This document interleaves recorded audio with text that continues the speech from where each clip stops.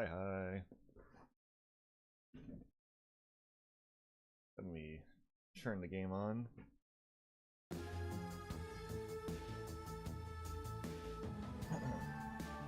We'll get this started. We'll do a new game. And let's do a normal one, easy. Not easy, normal.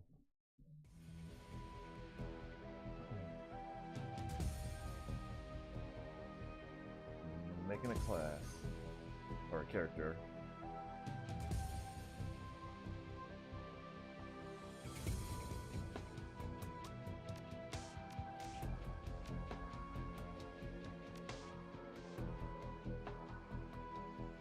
Let's see. I am Hafu. You saw ASMR. Yeah, this game is pretty wordy and has no voice acting. So I'm going to be doing all the reading.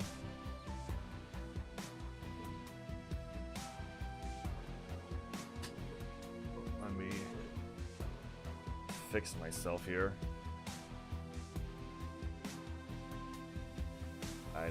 Yeah.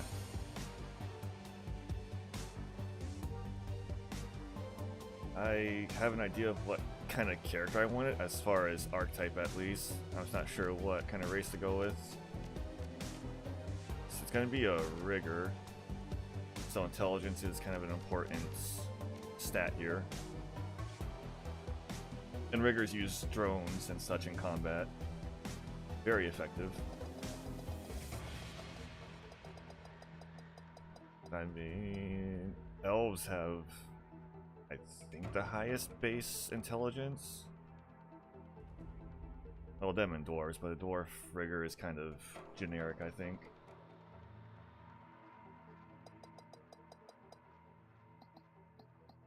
Yeah, I think I'll just do an elf rigger.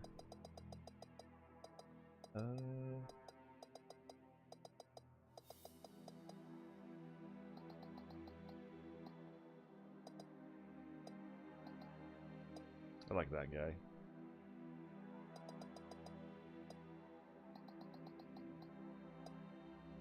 Yeah, we'll do that. Elf rigger stats. Ugh.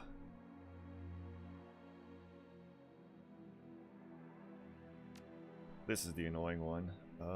Intelligence. I need these ones. 2 drones.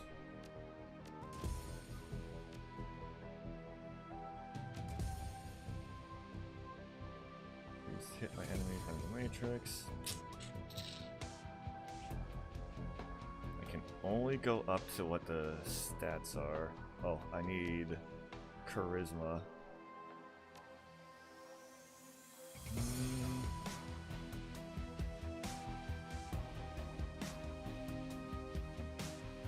Let's just do that.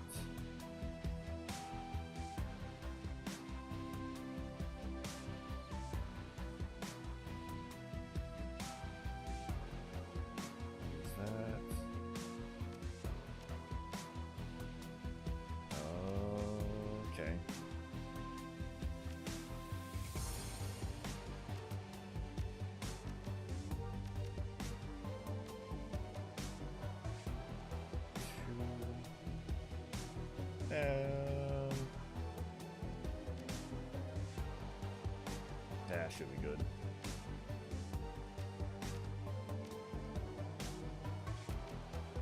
Oh, I get another etiquette. Let's do street. Name this character. We'll name him. Let's name him Cyber. How about that?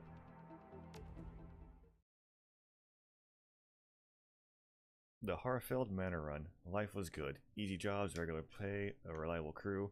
But things went south and you had to drop off the grid. Pull a bullet in the past and start fresh somewhere new. Cyber. The promise of opportunity and anonymity draws you to the free city of Berlin, the Flux State, a grand experiment in social order. Corporations tread carefully here. Even the great dragon Lofweir only has so much sway in the constantly evolving power structure of Berlin. The perfect place for a savvy Shadowrunner to disappear and begin anew. And as luck would have it, home to your old partner in crime, Monica Schaefer. It's your third run with Monica and her team. An old castle holdfast, 1 hour east of Berlin, perched on a hill overlooking the countryside. The job is standard smash and grab. Crack the vault, grab the data, get out in one piece. A mediocre payday, but work is work. As the team gathers for Monica's pre-run briefing, you pause to take in your surroundings. So, Shadowrun, if you're not aware, it's cyberpunk and fantasy mixed together. Like in year 2022, Magic came back. There's an event called the Goblinization, where people started turning into fantasy races, which are now meta-humans. So stuff like elves, dwarves, orcs, trolls, all kinds of stuff. So that's where the dragon Lofir comes in. It's a really cool setting. I love it. The tabletop itself is extremely convoluted, but the games they made, these ones, the Shadowrun Return games, are really good, very accessible.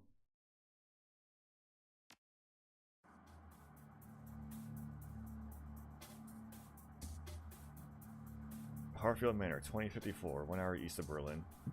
The estate grounds are silent, save for the faint whistling of the wind.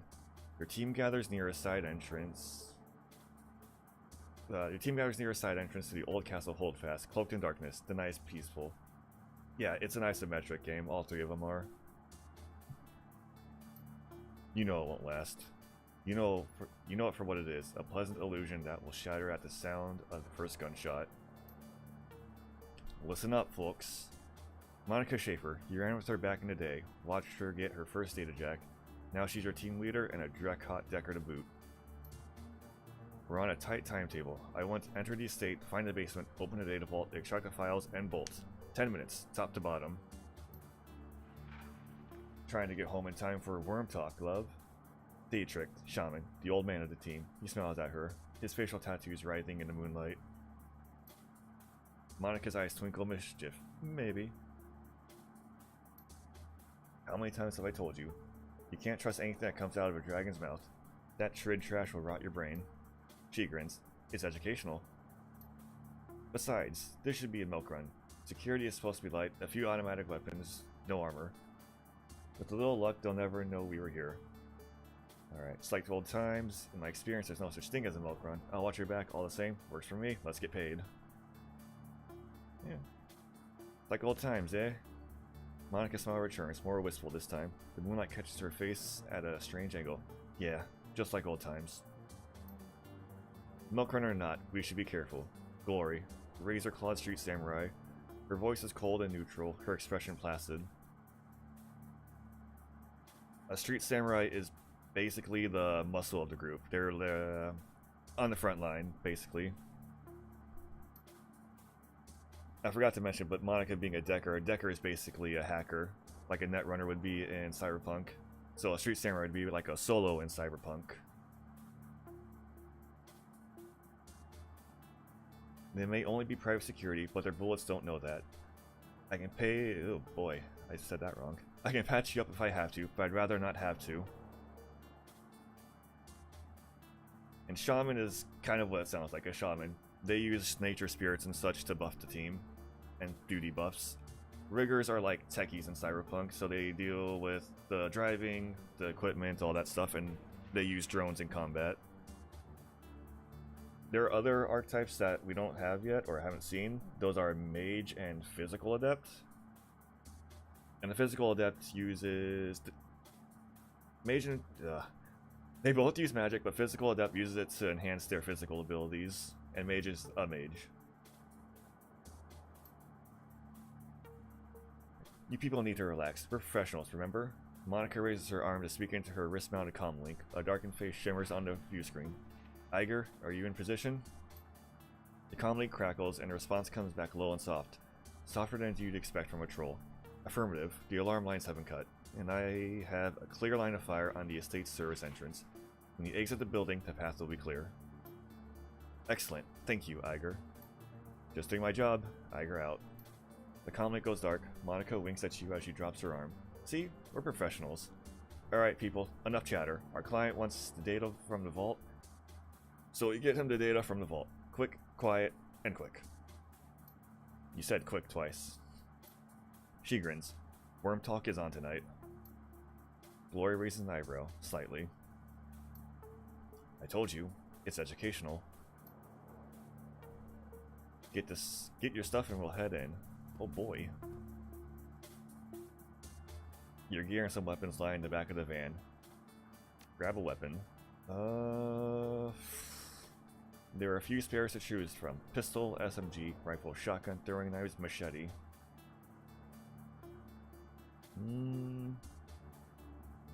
I'll probably just do a pistol.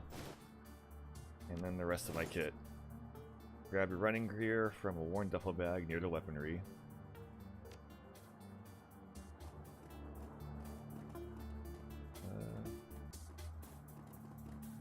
There's my drone.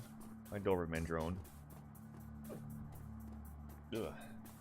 Let's take a look here. Pistol, so drone, repair kit, trauma kit. Okay. Just the basics.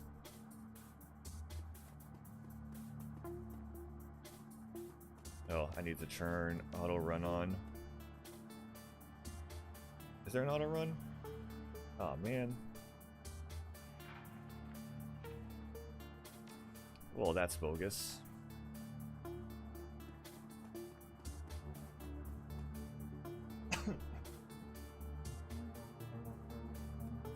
Enter the manor.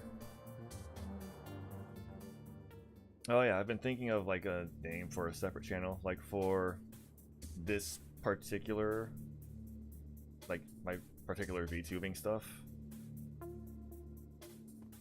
So I might set that up later. Even though I don't really know a last name or if I should even do a last name. Open the door. Yeah, because like I said, I want to keep the streaming stuff separate from everything else, I guess. A private museum. The owner of this estate must have money to burn. Inspect. A variety of remarkably well-preserved Slavic artifacts. The complete skeleton of a theropod dinosaur. It appears to be genuine.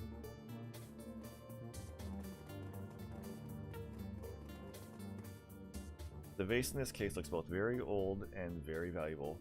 A fine scrollwork of lapis and gold leaf decorates its exterior, and the interior shimmers with the organic beauty of abalone shell. Your fixer could probably move this thing in a heartbeat. You can't help but notice that the glass encasing looks awfully flimsy.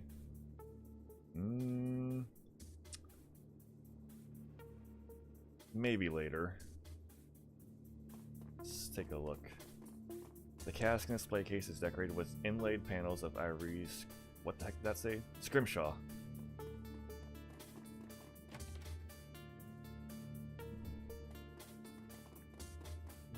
Okay. There's a locked door. Let's go this way. What the hell? Uh-oh. Turn-based combat. You are now in turn-based combat mode. Each character on your team has an action pool. Spend these actions on movement, attacks, or using spells and items. Once your team's turn is complete, the enemy team will move and attack.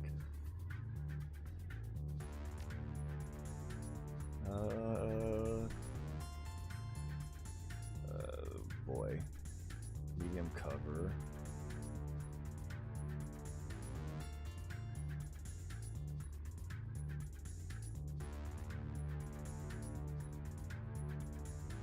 How many action points do I have? Where am I looking at? 2? 1? Oh, that's armor.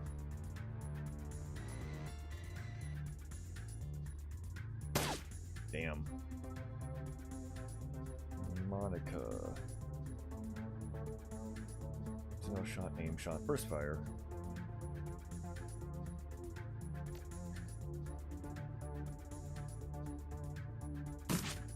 Missed.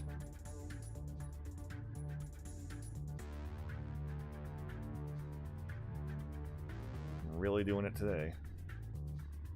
Claws. Get him, Glory. Hell yeah. Okay.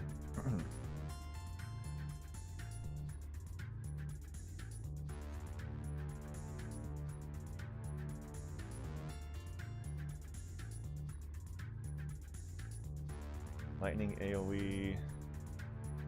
Oh, I forgot I could switch between them. Haste.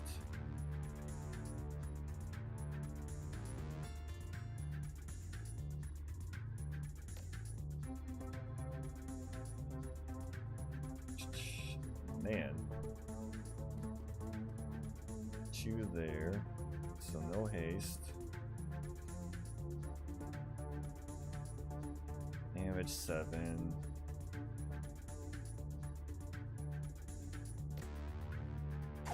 There we go. Uh-oh.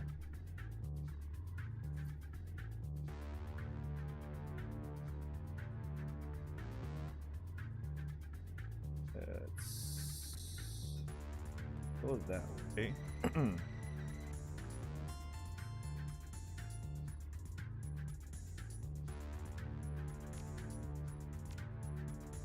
Get Glory out there.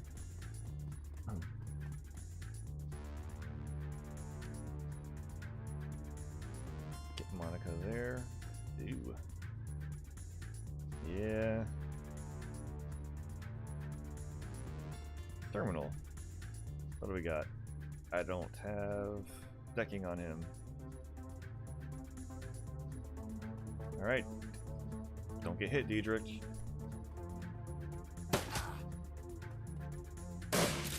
Oh my gosh.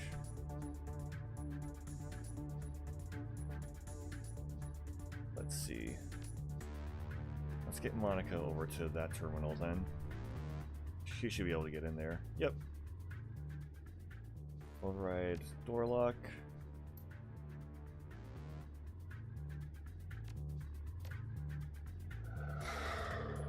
Give Glory haste.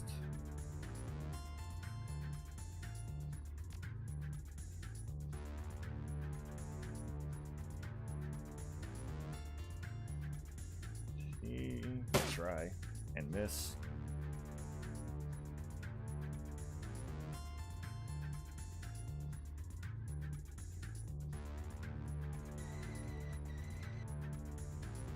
Wow, that's not a lot. Miss end churn. Yeesh.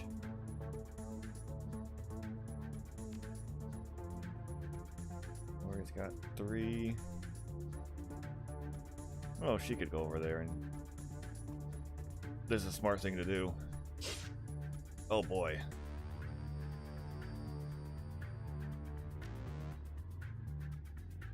Uh,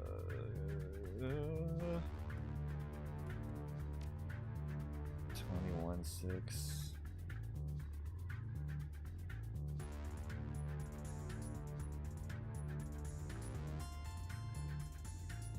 Can I? How do I do my drone thing?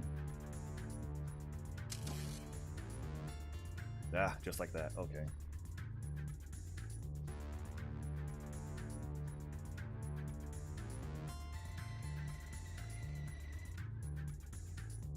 Turret, 72%.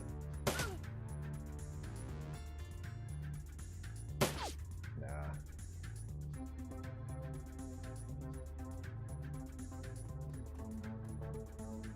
Aim. No one's in. Power Dragon Slayer. What was that? Aids friendlies within a 3-tile range. Let's do that.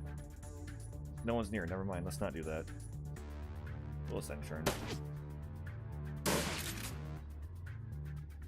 It's very interesting that they're just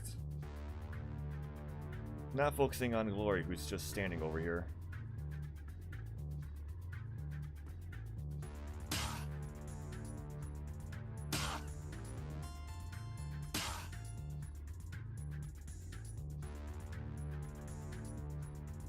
Control.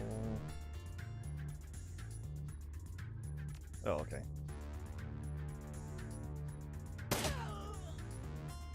And got him.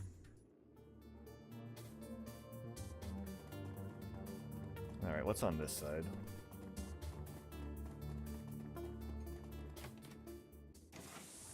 Oh. Well, that's no good.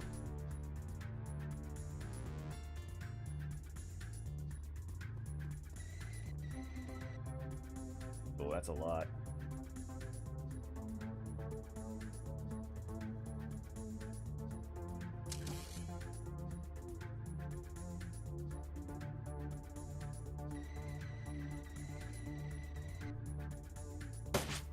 Oh. Let's get Diedrich to use haste on Glory. We'll get Glory up there.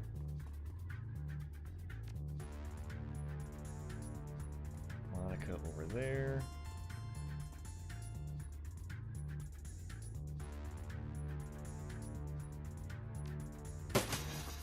Hey, don't do that.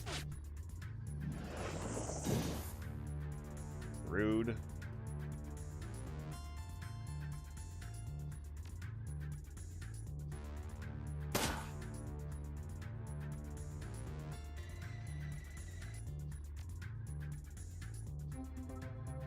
Okay, so that mage has to go.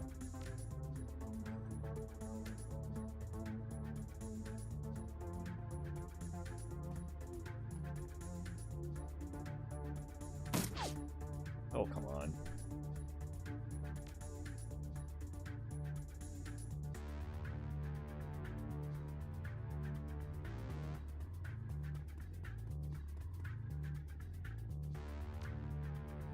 All right, Glory. Get him.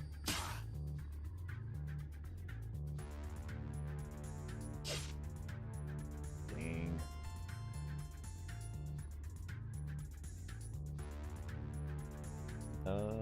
What's his health at? Should be fine, hopefully.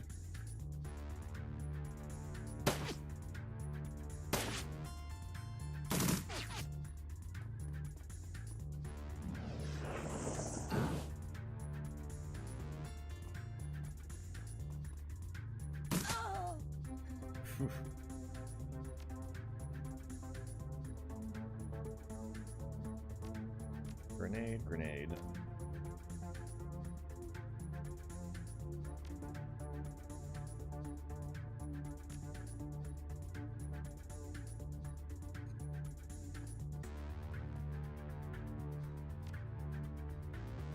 Haste is not.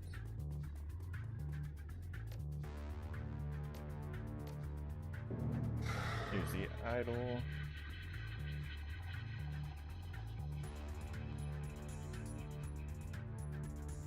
Move up.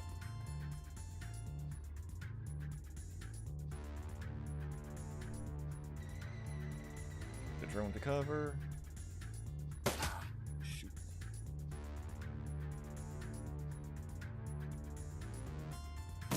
That guy needs to not.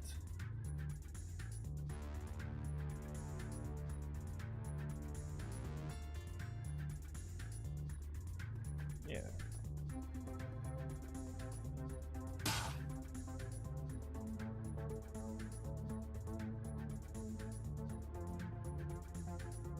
And just get the cover.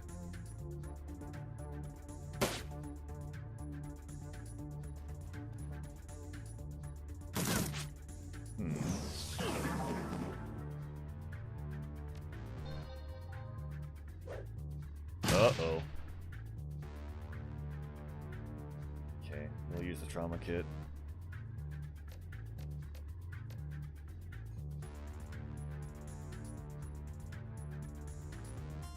Oh, to life.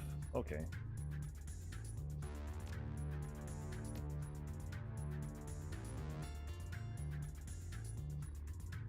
Yeah.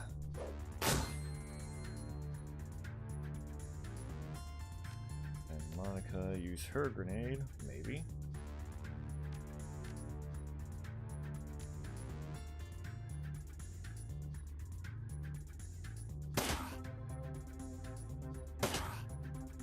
Flanked, flanked.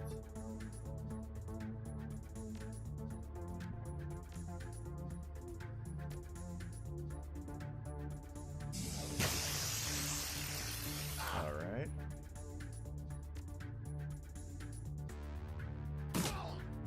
Cool. Let's see. And This mage needs to go.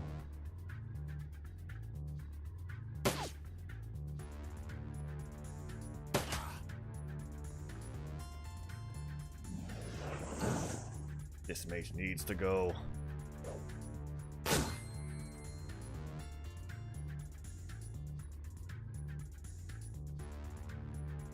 Burst fire.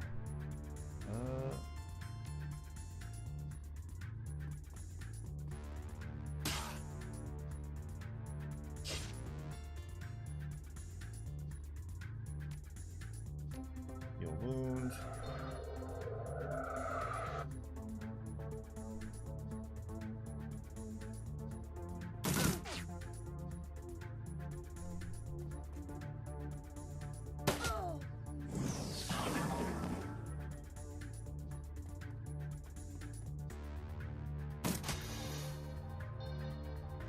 Okay.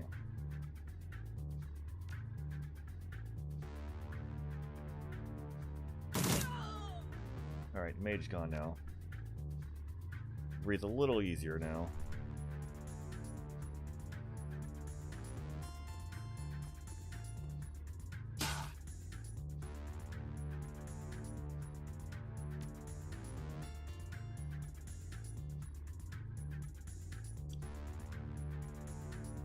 Dragon Slayer. Control mode.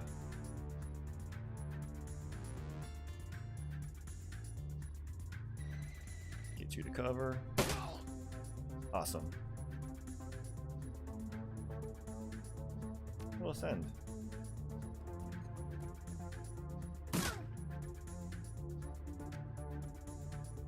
And then Glory can just go and kill him off.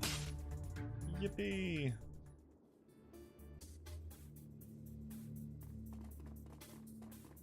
Elevator. Let's not go there yet.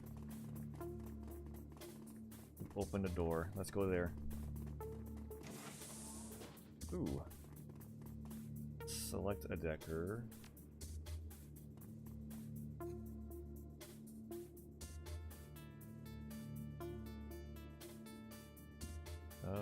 Okay. Oh.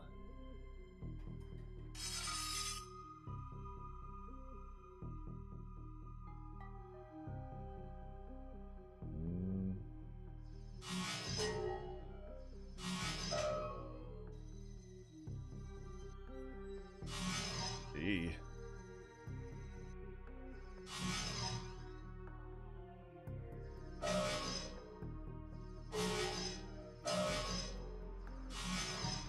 Cyberspace.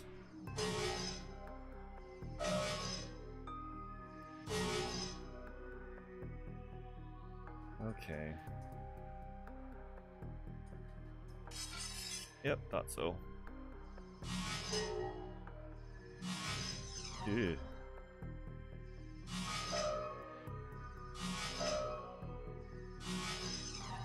I see. It's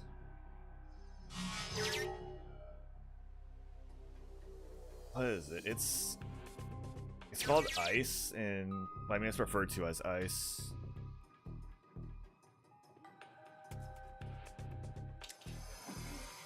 It's basically just like a firewall, you could say.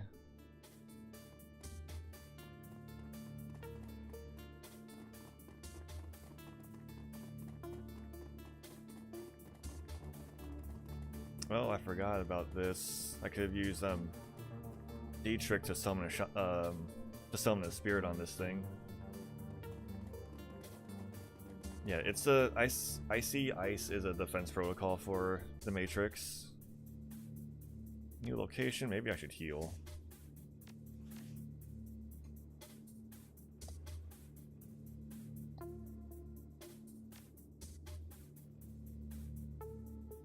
Firewall, ice, yeah. I know what I said. 40, 23, 12. I need to heal.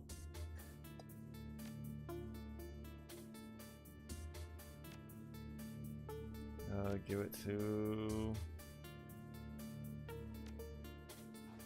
Yay. And then... Oh, Glory has a lot. Ooh, 23, 23. So, Glory... We use this one, the advance. On herself.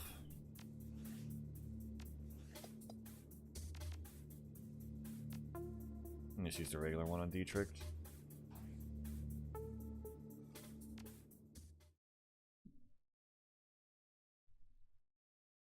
So far, so good. If you're skirmish with security stuff, any alarms, you don't hear them. Monica leads the rest of the team downward into the basement of the Harfeld Manor. Your payday is waiting. The data vault lies ahead. Dietrich eyes the door, then turns to Monica. That's a big... That's a big freaking vault. Leibchen. Bigger than on its... Oh my gosh. My reading ability. Bigger than on the schematic. The schematic didn't have a date. Our client may have old intel. Still, our instructions were clear. The data we're looking for should be just on the other side of this door. Monica combs a hand through her hair, parting to reveal the black plastic sheath of her data jack. A quick jaunt into the matrix, a little digital hand waving, and I'll have this thing wide open. Be right back. A burst of static crackles through the tiny speaker on Monica's comlink. Iger, she is still in position outside the estate. Hold on, Monica. Who's in charge while you're jacked in? Monica rolls her eyes. Monica rolls her eyes. Dietrich fixes his stare intently on the vault door. Gloria looks cold and distant, just as she always does. We've been through this before, Iger. You're not in the KSK anymore, and that chain of command nonsense doesn't fly in the shadows. We don't need rules and regulations to guide us. The same principles that apply to the Flux state. Please, spare me the lecture. Your politics have nothing to do with this. Best get used to this, Iger, love. She sighs. Look, it's a simple question. Years of experience tells me that it needs an answer. Iger's right. You should have a second command just in case. I agree with Dietrich. If someone needs to take charge, it'll happen. We don't have time for this. We have a job to do.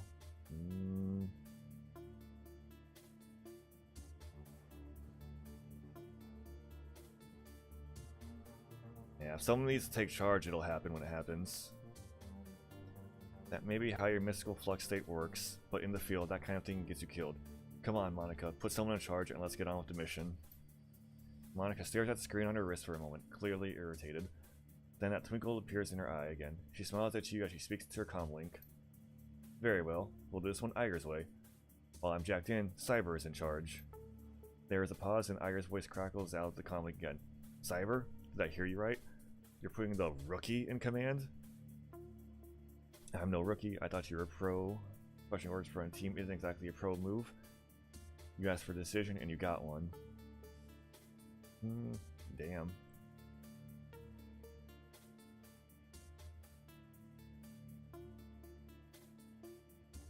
Well, she asked and she got one. This is ridiculous. I know that this is a joke to you, Monica, but I'm telling you, Iger, Monica's tone is all business. Evidently, she has heard enough. The decision's made. You have your answer. Acknowledged. Without another word, Iger's image flickers and fades from Monica's communicator. Sorry about that. Iger can be inflexible. The legacy of a long military career. But she knows what she's doing, and she means well. It's a legitimate concern. She hardly knows me. As long as she follows orders, she can think what she wants. No sweat. I buy her a beer and talk it out after the run. Yeah, it's a concern. It's legitimate. Monica's eyes narrow. There's a thin line between concern and insubordination. You let me know if she crosses it. Okay, enough chatter. Let's get this done. Monica turns towards the door, fingers poised on the controls of her cyber deck, then glances back at you with a grin. See you on the other side. And she punches it, projecting her consciousness into cyberspace, her fingers harmonizing in a smooth, rhythmic staccato that only an expert decker can achieve.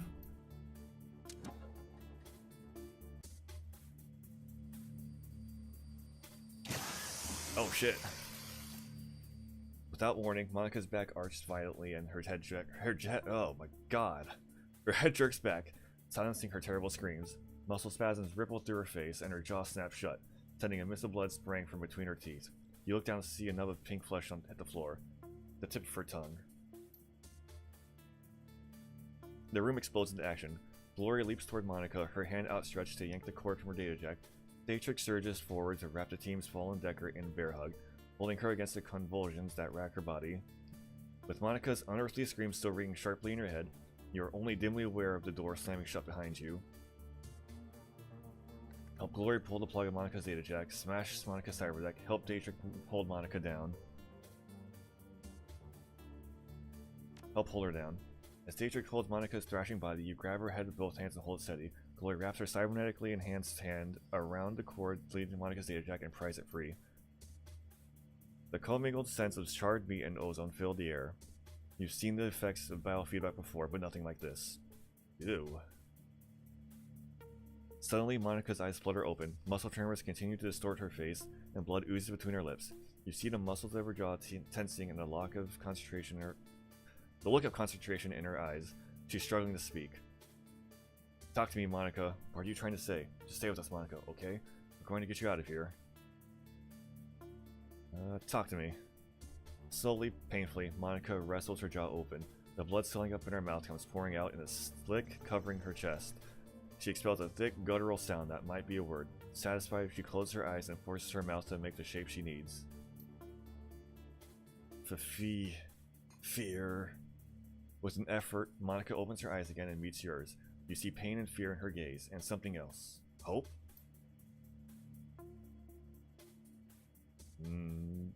Fear schwingy. A sudden spasm jerks Monica's head back again. She grunts, then her chin drops to her chest, and her head lolls to one side. Her eyes fix on an object on the next room, a computer terminal. The soft light of a cursor blinks on its recessed screen. Slowly, she attempts to speak again, but the only sound that emerges is a long, strangled croak. A look of resignation washes over Monica's face, and she stops fighting. Her gore-slick jaw goes slack, and she dies. And now we have these guys. Monica! No, this can't be happening. This can't be happening. We've got hostiles. This clearly isn't a data vault. We need to get out of here fast. True. Let's see.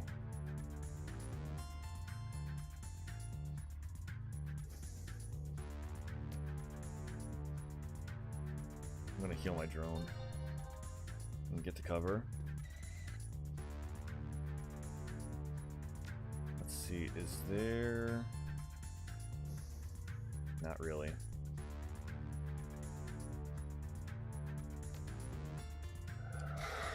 Give Glory haste.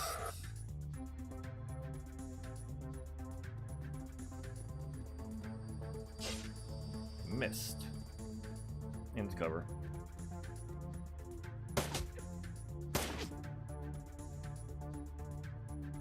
Alright, go into control mode.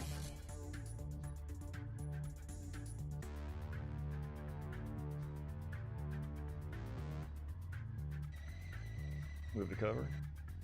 What a timing, right? It's like they knew.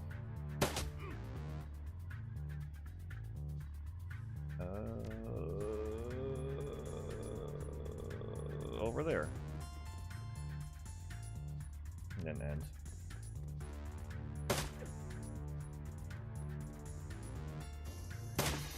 Really?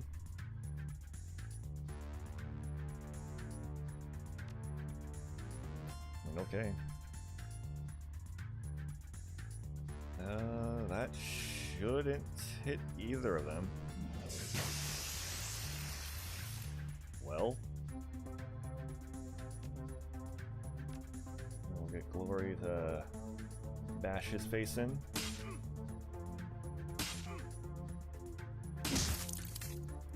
Got him. I don't like that I'm still in a combat zone.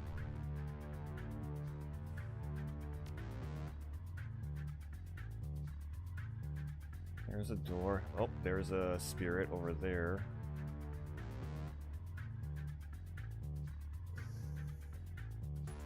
Yeah, let's move my drone up.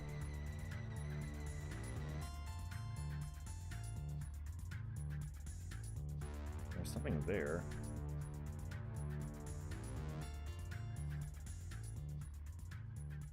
see possibility maintenance software, command line interface, internal memory checksum invalid.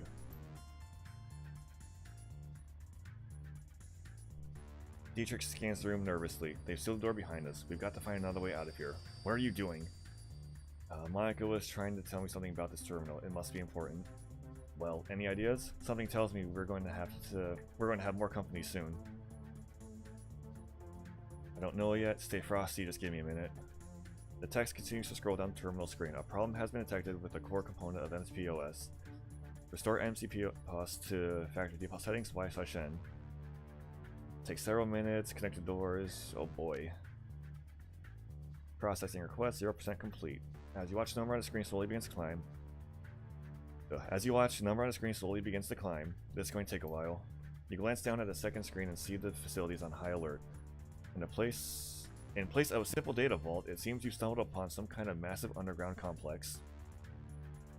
A map on the holdfast grounds indicates the security forces are en route from multiple angles. The doors currently being rebooted by the system's restore process are flashing a dull red. If you're reading this display correctly, the only exit from this room is the holdfast old servant's entrance on the western side of the building. At that moment, Iger's image winks into your comm link with a crackling sound. The image is grainy, flickering in and out. What's going on down there, rookie? Talk to me. Iger, new extraction point. Monica is down. The vault was a setup. Yeah. What? I'm sorry, Iger, we couldn't save her. Now we have to get out of here. Look for an old server's entrance in the west of the main grounds. We'll rendezvous with you there. No time to explain. We'll be waiting via an old servant's entrance in the west of the main grounds. I need you to keep that exit clear.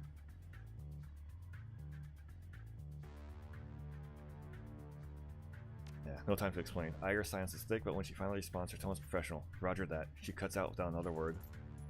Laura turns to face you, her movement smooth and robotic. Her voice comes out in frosty monotone. What's the play, Cyber? Our escape route will open in a minute. We hold tight until then. I say we kill every Dreckhead who enters this room. How's that sound? Monica found a way to open the doors, but it's going to take some time. By hold tight, you mean sit here and fry anyone who comes through the door, don't you? Pretty much. Dietrich's pain expression twists into a mask of fate. His hands begin to glow with primal energy. I can do that. I thought so. When a door locks disarm, we make a break for it. Until then, we make them pay for Monica. Dietrich and Glory nod in agreement. Where is he? I wonder if I can move him up to that.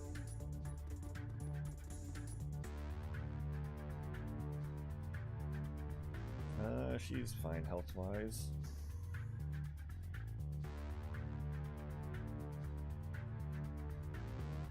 Let's get her into cover. Probably just right there. So that's where we're going to be going.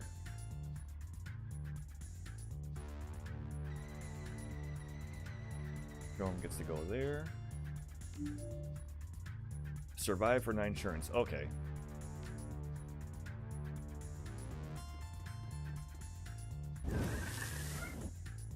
Summon spirit. Neat.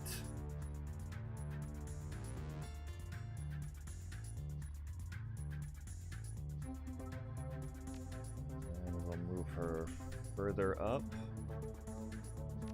Move my drone elsewhere. They are behind us. Well, that's not good.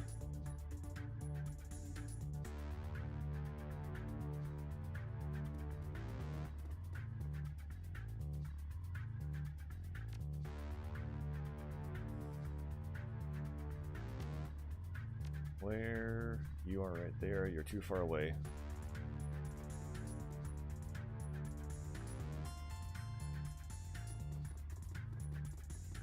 Where he is there. Move the drone. This way, at least.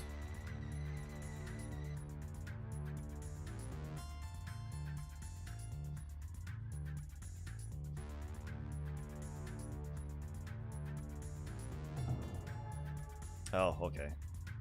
I forgot that's how spirits work.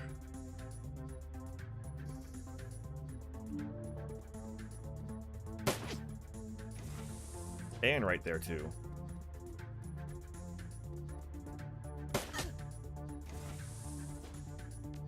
Right on.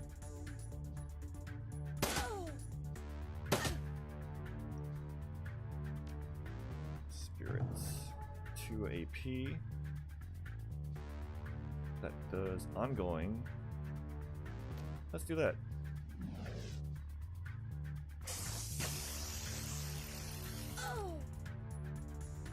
And do that.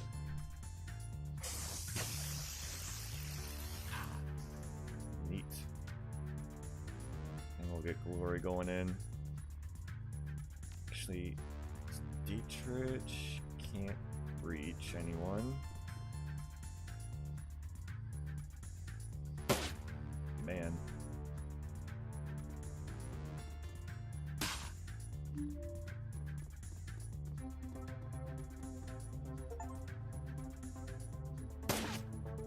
Hey, I got an achievement. Kill an enemy with damage over time.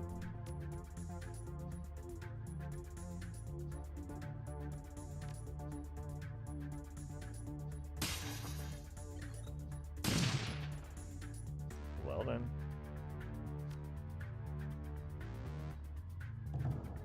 Give this thing 3 AP.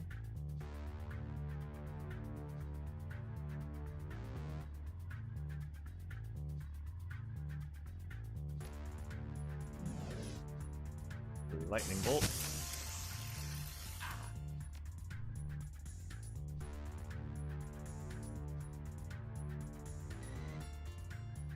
Uh-oh. The figure loping towards you is big, even for an orc. The majority of his body is sheathed in a suit of heavy, overlapping plates. What you can see of his face looks raw and slick, like old scar tissue stretched tight over his skull. He wears an expression of supreme confidence. Alright friends, playtime's over. All you Shadowrunners are the same. Skulking, sneaking, steal a vase or two from the museum, no harm. Maybe I let you scamper away into the night. But now it's too late for that sort of generosity. Visitors aren't welcome down here. The gaping maw of the minigun jerks upward, an impatient gesture loaded with malice. Drop your weapons and surrender. That's military-grade armor he's wearing, Cyber. Hardened against small arms fire. We'll have a tough time getting through it. I'm less concerned about the armor than I am about that minigun. Those things can tear a man in half. You have 3 seconds before I open the hose. Step out here and surrender, and I promise I'll make this easy.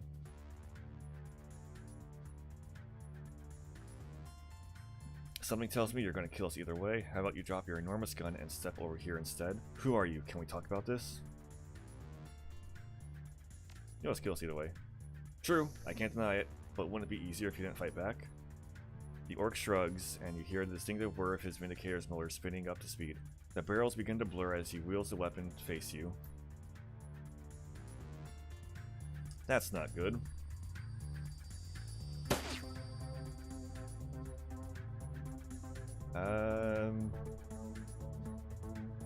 I'm in his range. How about let's go here? Dietrich can heal. Does all damage from most recent attack. Oh, that's only heals himself.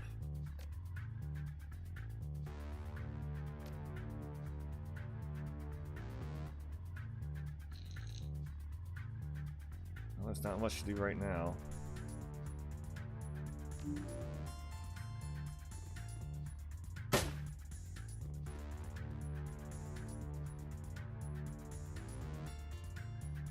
Alright.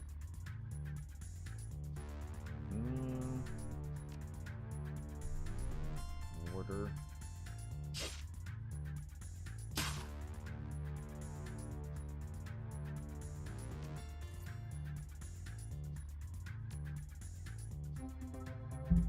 Well, this thing's gonna escape soon.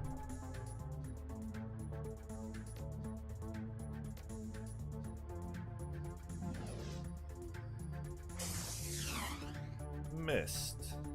How dare you? Let's try hitting him with this.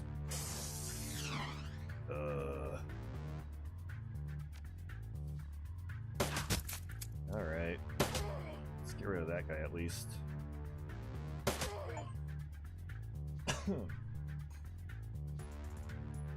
Let's get Dietrich behind some good cover.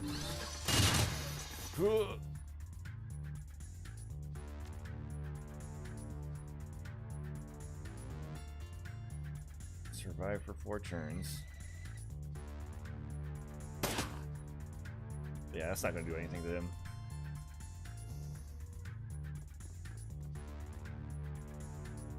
Let's just use some AP.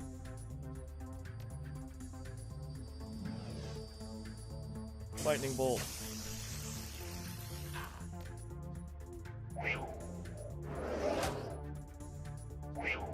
Just keep slapping him.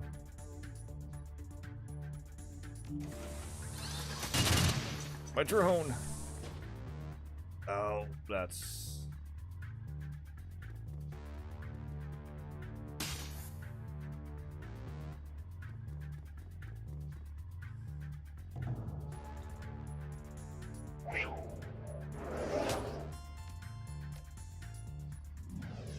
Yep, let's just get rid of this.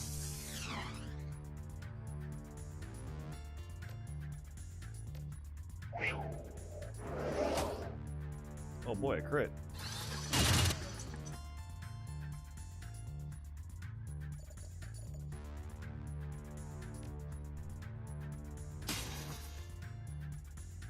Break the bot. Still dump shocked. Throwing knife. Surprised this spirit hasn't gone away yet. Uh-oh. I sure saw that.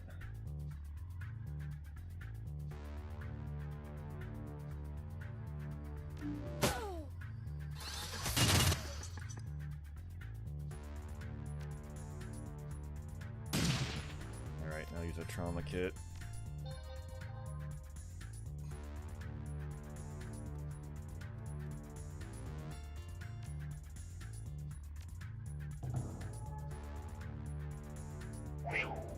Oh, my guy's here at least.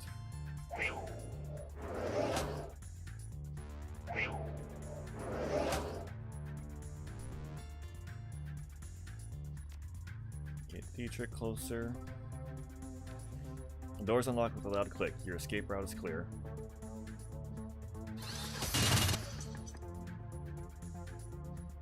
And we're out of here.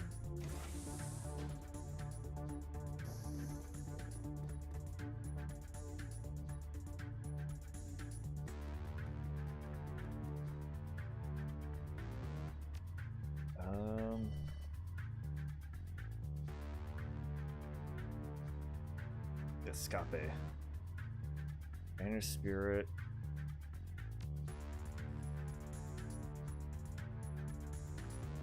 I mean, doing that will give me 1 AP back for Dietrich.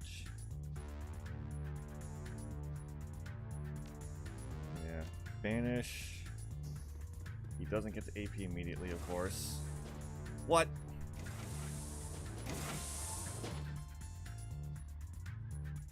Nah, we're out of here.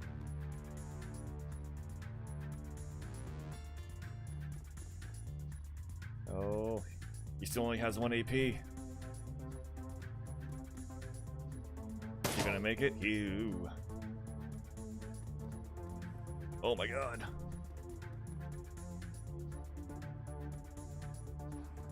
Sheesh. Iger rises from her corpse-strewn perch at your approach. From the look on her face, it's obvious that she's already sized up the situation.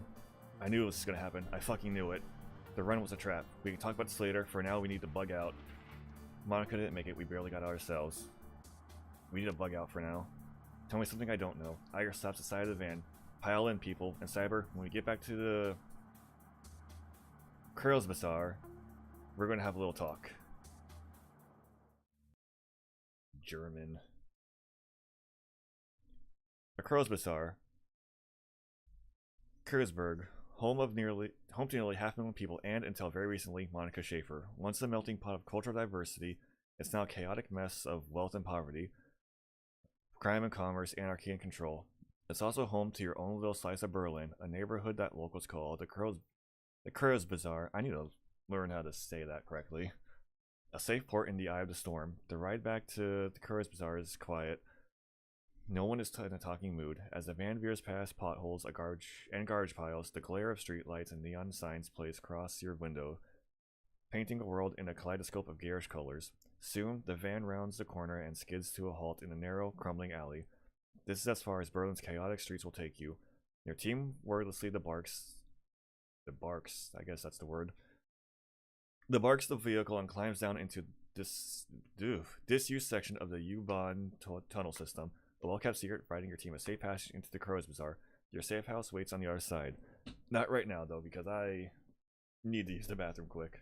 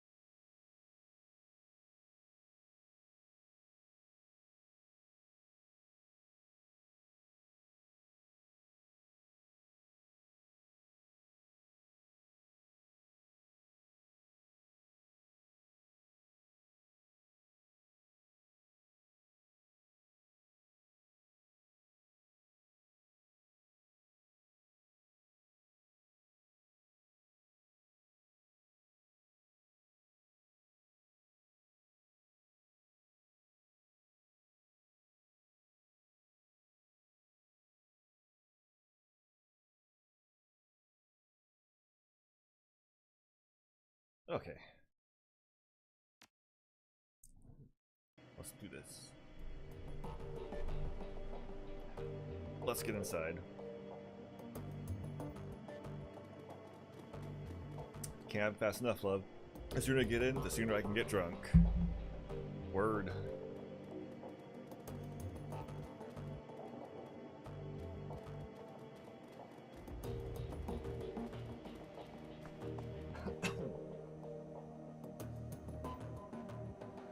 Well, this is a nice little place. You step inside, and the squalor of the disused U-Bahn tunnel gives way to the warmth of your safe house. A man waits inside, silhouetted against the dim fluorescent lighting. Something bad has happened, hasn't it? He steps forward, revealing a pale and expressionless face, light glinting off his steel-rimmed glasses. Paul Amstel, your team's fixer and landlord, part dealmaker, part information broker, one of the most well-connected men in Berlin. His eyes sweep across the team and he takes it all in, the grim faces, the hard stares, Iger's fury, Monica's absence. I had a feeling. How did she... His face has gone ashen. He swallows, takes a moment to chew on the words before spitting them out. How did it happen? Something in the vault security system got her while she was jacked in. It was over in an instant. The run was a setup. One moment she was cracking the safe, the next she was on the ground screaming.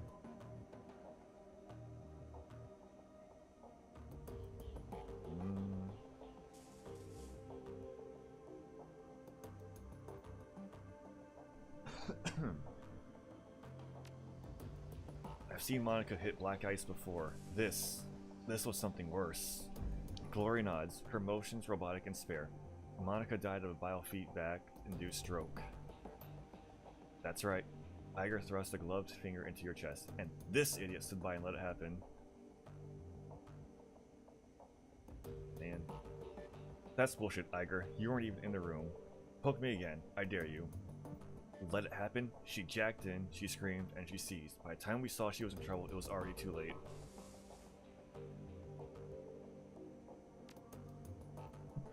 Yeah, because you never bothered learning what to look for. Muscle contractions and micro tremors are good indicators of a decker in distress.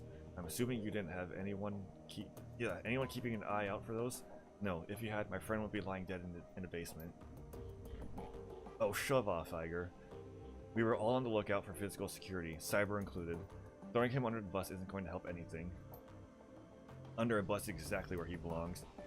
Iger turns face Dietrich. She towers over him, but he stands his ground. I respect you, Dietrich. You know that, but you don't have my training. None of you have. Monica was good. She was the best, right? But she was also overconfident. She treated a job like it was a game. Do that long enough and you're going to get burned. Iger turns her focus back to you. If you'd been paying attention, you'd have figured all of this out on your own by now. You'd have known that Monica needed watching as much as that door. Enough, Iger. Amsel's voice is hoarse, his expression blank. Enough. Iger pushes ahead, heedless of the interruption. Her voice remains measured, but there is fire in her eyes. How many seconds pass between Monica's first convulsion and her plug getting pulled? 4? 5? Do you know how much damage biofeedback can do to a Decker's brain in 5 seconds? Iger, I don't. How dare you? Look, this won't...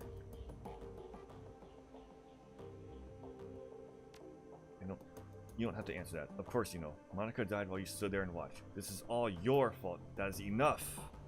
Amsel's voice comes out in a roar, and his fist smashes down on the desk behind him. Iger, you and Cyber can have it out later, but I've had enough. We need to talk action. Our client sent you into something much bigger than he led us to believe. I want to know why. Right there with you. This was supposed to be a milk run. Payback isn't the only reason why we need to find him. We saw something back there, something that we weren't supposed to see. It's fair to assume that we're all still in danger. He pauses, rubs his temples. Agreed. And to neutralize that danger, we need to know who we are dealing with. Let us review the events that transpired tonight. The smallest detail could be important, so hold nothing back. The estate was just a front for whatever was going on in the basement. After everything went to hell, we were confronted by an orc in military-grade armor. Monica lived long enough to say a name. Flairschwing. She fought hard to tell us. It must be important. Ansel seems taken aback. He paused for a moment before responding. The Fire Wing. This is unexpected. You'll have to forgive me. This brings back many unpleasant memories. Wolverine raises an eyebrow. The Fire Wing? The most terrible of the great dragons. There are those who would disagree, but they never experience the terror of living in her shadow. He glances at Glory. You are far too young to remember her, of course, but for Germans of my generation, the name Flairschwing is synonymous with chaos, destruction, and death. The dragons of today are subtle creatures, full of patience and guile. Flairschwing was not. After her awakening, she went on a 4-month rampage that claimed tens of thousands of lives.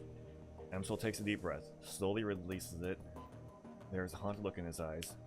Those were dark days. Countless men, women, and children were slaughtered, roasted alive in their homes by a creature of legend. No hope for salvation, and no one in sight. It was a horror that you cannot begin to understand. What stopped her? I can't imagine that a rampaging dragon would just go away on its own. Eventually, the Fire Wing was brought down by a man named Dr. Adrian Vauclair. Well, with the help of the Luftwaffe, of course. But it was experimental weapons designed by Dr. Vauclair that finally pierced her hide. She fell in a hail of bullets and rocket fire, and crashed down in a radioactive wasteland SOX. This event was called the Dragonfall. You said the thing, the title. Safe at last from the dragon's wrath, Germany celebrated Vauclair as a hero. Our own Siegfried, a modern-day dragon slayer. My own family practically worshipped the man. If the Dragonfall was as important an event as you make it out to be, I'm surprised that I've never heard of it. Those early years of the those early years of the awakening were traumatic, Iger. Not just on a national level, but on a global scale. New species of awakened animals were being discovered daily. Within 2 years of the Dragonfall, the active use of magic had returned to the world, a new source of terror for a bewildered public. And in 2021, the sudden emergence of orcs and trolls gave rise to yet another wave of global panic. So I was off by a year. 2021 was when the goblinization happened. Imagine mine and other Shadowrun fans' disappointment when that never happened. In light of such turmoil, is it any surprise that Dr. Vauclair and the Fire Wing were forgotten? Dragons were yesterday's news. He rubs his temples. Again, all this happened decades ago.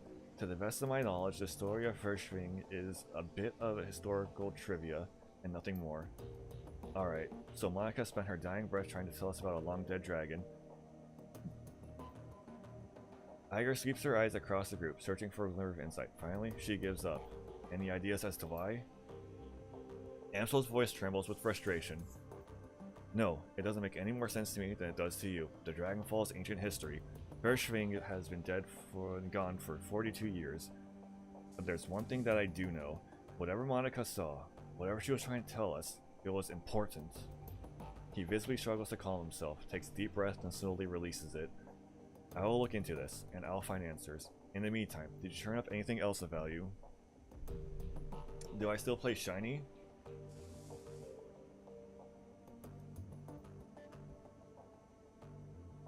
Not really. I mean, I still have it installed, and I might boot it up again just if I'm bored, but I kind of focus most of my time on like Grand Blue and Arknights right now. And I know I do try to keep gacha games I play down to a minimum, because that's a very good way to get myself just kind of burnt out of everything. So I'm trying to keep to at least 2. Like, I know I downloaded the Atelier Rose, the Res Arena, the new mobile game for Atelier. But it's not really something I'm actively playing. I just kind of go on every now and then.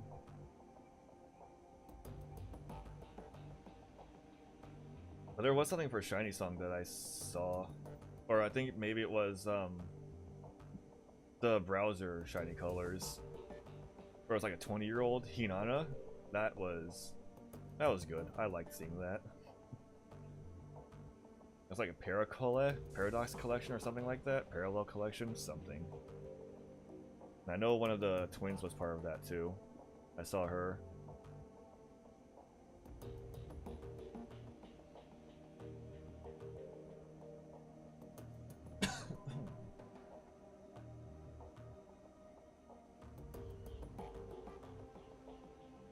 Okay. The estate was just a front for whatever was going on in the basement. Amsel nods. That much is clear. It wasn't a minor enterprise either. That facility took serious funds to build. And time. There was a lot more to it than we saw. Places like that don't spring up overnight. And all in secret. The owners, whoever they may be, were none too pleased by your escape, I'm sure. What else did you find? Somebody tells me I should have done the Fire Wing thing last.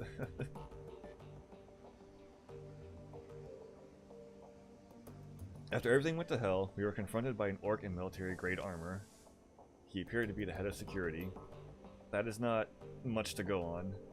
Do any details about this orc come to mind? Any distinguishing features that I could look into? He was an older guy, for one. From the sound of his voice, I'm guessing mid to late 40s. Pretty old for an orc. And he had skin grafts. Most of his face looked like replacement material. If the grafts came from a legitimate hospital, there may be medical records. That is something. I will see what I can find. Did you know anything else during the run that may be of value? That's all we got. That's not much. Change that. Amsel nods. His face is drawn and haggard. It is thin, I agree. A basement of mid...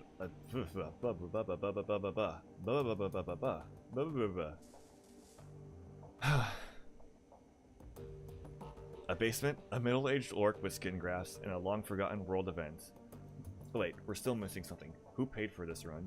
You haven't said a thing about our client yet, Paul. You holding out on us? Whoever sent us knew what we were walking into. We were set up. Who paid for this run? Amsel looks pained. I do not know his exact identity. I did not set up the run. Monica did. His face reddens. I warned her. I told her not to take the job, but she assured me that it would be a cakewalk. Monica was approached recently by a man who calls himself Green Winters. He used to be a prominent activist in the F-State political scene. I never much liked the man, and I certainly never trusted him. But Monica, she would do anything for her cause. Anything for the Flux State, he sighs. Winters swore that the data he was after was crucial to ensuring the future stability of the Flux. And that was all it took. We need to track down Monica's client and press him for information. Sounds like Green Winters is our best lead, then. Press him. Yes, most definitely. It is clear that Green Winters has involved us in something much larger than he led Monica to believe. When he finds out what happened on the run, he's probably going to rabbit. We need to chase him down before that happens. So we need information on Green Winters, and we need it fast. There is a man here in the Crow's Bazaar, a Turk named Altug Burakgazi. He owns a little soy calf shop just down the way called Cafe Chavez. Chezve? Yeah. This man is also a purveyor of information. I have done business with him from time to time. And you think he would know something about Green Winters? Amsel nods. When I discovered Monica's renewed association with Green Winters, I contacted Altug. One of his people has been keeping tabs on Winters ever since. As I said, I do not trust that man. For good reason, it would seem. I'll talk to Altug and see what he knows about Green Winters. Pragmatic. Sounds like it's about time to pay Altug a visit. Best be cautious in our line of work. For good reason. Very well. Tell him I sent you. I'll do what I can to dig into the information that you've uncovered already. Spare still it may be. Whoopee! 5 karma. Dog. Dante. As you start towards the safe house door, a large four-legged form steps around the corner. Dante. Monica's dog, an enormous mongrel of indeterminate breed. A low whimper emerges as he enters the room, head hanging low. Oh shit, Dante. Datrix shakes his head. Don't worry, boy. We'll look after you. At the sight of Monica's dog, Amsel's eyes well up. He inhales but can't quite catch his breath. He started whimpering about an hour ago. Turned into a full-blown howl. Wouldn't stop. Kept. He closed his eyes. That's when I realized something bad had happened. Aww. Looking down into those huge brown eyes, you see intelligence and sadness. He lets out a small whine and rubs his head against you. Oh man. Scratch Dante behind the ears. Grab Monica's bag of soy jerky treats off the table and give him one. Scratch behind the ears. Dante leans into you and looks up mournfully, pressing his ribs against your leg. I guess the dog's going with you, Cyber. Amsel takes a ragged breath and releases it. Then a slow, melancholy smile plays across his face. Well, perhaps a part of Monica lives on in Dante. Perhaps to the safe house. Return to the safe house when you're finished with Altug, mein Freund. With a little luck, he can help us locate Green Winters, and we can get to the bottom of this. He stares at the floor. And now, I think we should all take a moment. His lips tighten for Monica. Man, why'd I have to throw a dog into this?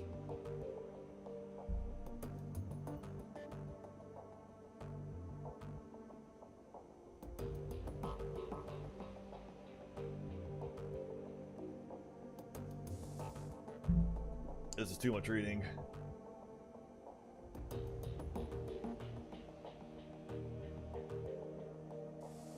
Dog.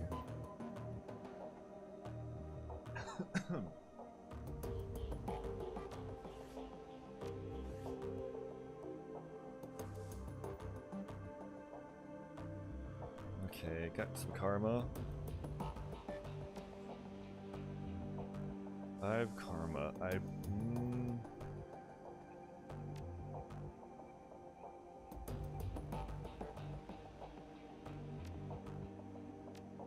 I should put some points into ranged combat.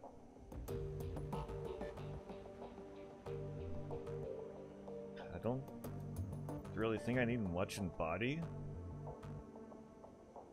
More hit points is fine, but not priority since I'm sending my drones in mostly. Strength is useless. Intelligence is what I'd use. Some points in biotech would be good. Ooh. Enemy HP visible would be nice.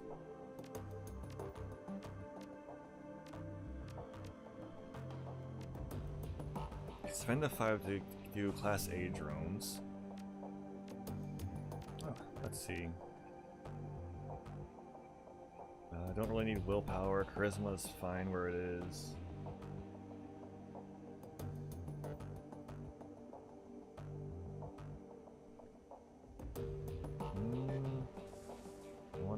Okay, I can do that. I'll put one to range combat and then put some into drone combat.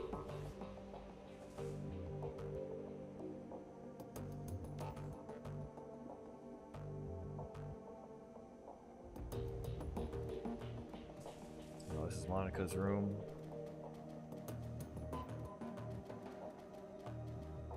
That's a lot of stuff. Oh, that's the entrance or where I leave.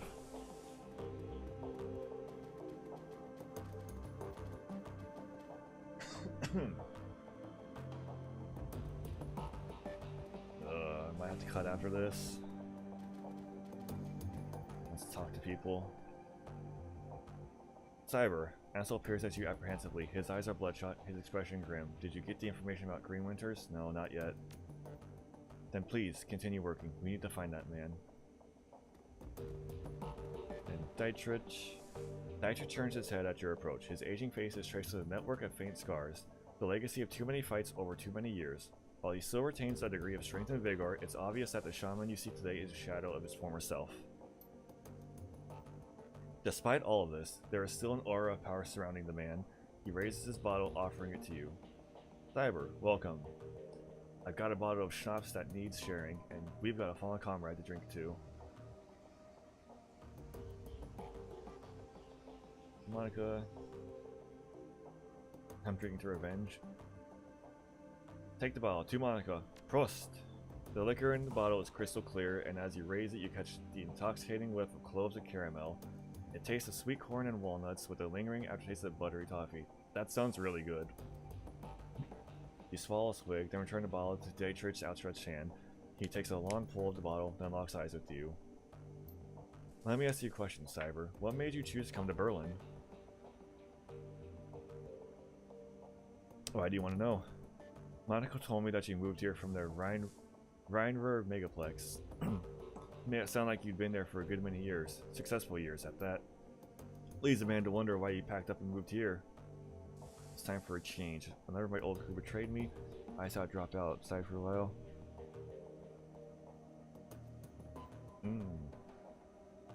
Now here's the role-playing part. I just had to drop out for a while. Sure enough, I think that most of the team is here to hide from something. Not me, of course.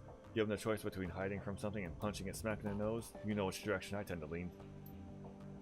But else the others? Yeah. Even Iger's hiding out from something. Really? How do you know? Intuition. Got a nose for damaged people. Of course, I've spent most of my life running with, and playing for, folks who are damaged in one way or another. So that might have something to do with it. So things got heavy back in their Ruplex, and you decided to bail and head to Berlin. Am I getting that right? More or less. There wasn't much left for me, and the Ruplex and Monica made me a hell of an offer. Ah, yes, Monica. Dietrich raises his bottle again, then closes his eyes and takes a long drink. After the moment has passed, he returns his attention to you. And it all comes back to our girl, doesn't it? So let me ask you, just what was your relationship with Monica, anyway? I know that you two knew each other way back, but she was pretty coy about these things. Why do you want to know? We're treading into dangerously personal territory here. Are you always this inquisitive? Are you always this inquisitive? Yeah, I suppose. My life's an open book, so I guess I sort of figured everyone else's will be, too. So how about it? Want to fill me in? We're business associates, nothing more. Friends, we were very close. Yeah, we were just friends. Right there with you, and privileged to say so. She was one of the best women I've ever known. Anyway, I've taken enough of your time, and the bottle's almost empty. Thanks for taking the time to talk. For what it's worth, I'm happy you're here with us. Theatrix takes a final pull of the bottle, then tips it forward, pouring the rest on the ground. Rest in peace, Monica. We'll miss you, girl. Theatrix is a good guy. For being a former punk band frontman, he's a really good guy. I don't want to talk to Iger. We'll talk to Glory. Glory is beautiful, and a wife is short away. Her features are almost elvish in their delicacy, but there's something cool about her that you find slightly unsettling. What's more unsettling is her chrome. Glory is rocking a heavy loadout of cyberware. From head to toe, she looks to be composed more of plastic and metal than she is of skin and bone. In the shadows, individuals such as this are anything but uncommon. But Glory's cyberware is first generation, all of it. Bulky, invasive, practically museum pieces. This chrome was obsolete well before she was born. That's interesting. Cyber. Glory shifts her gaze to you, but her expression is as cool and placid as always. Can I help you? Hey Glory, how are you holding up? Don't worry about me. I'm solid. You sure? You look like you're a million miles away. You better be. If you flake out on a job, you and me are going to have problems. You say you're good, you're good. I trust you. Do I pry or do I just leave it?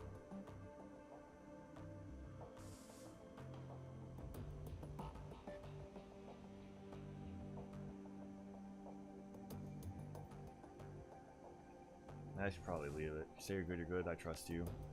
Glory expression remains neutral, but she grants you a barely perceptible nod. Any thoughts? I have a question for you of the personal kind. Hold on. She shrugs to herself. I'm just gonna do a quick save here.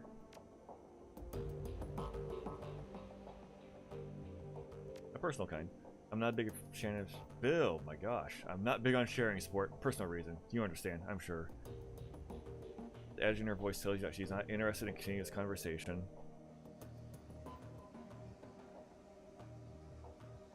Yeah. We all have our secrets, but if you ever want to talk, I'm here. Let's see what's in this room. Not much. I guess I have to talk to her. Wait, what's that? Oh, the stash. Weapon next drones. Dog. Good boy. Alright. Iger glares at you and you can taste the bite in her stare. She clearly still blames your Monica. Something I do for you, fearless leader. We need to talk about Monica. Yeah, you can apologize for the little outbursts you had in front of Paul and the rest of the team. You're wrong about me. I intend to prove you. We need to talk about her. Not right now, we don't. Don't push me on this, Cyber. One of these days, we're going to hash this out, and you can talk all you like about the clusterfuck that killed one of my best friends, but it won't be today. Fair enough, before I go, I have something else to say. Spit it out. Whatever.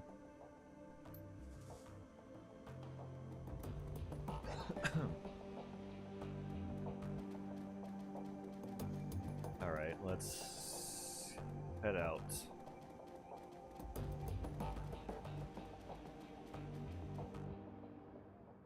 Oh, hey, Dante's still following me. This is a nice place.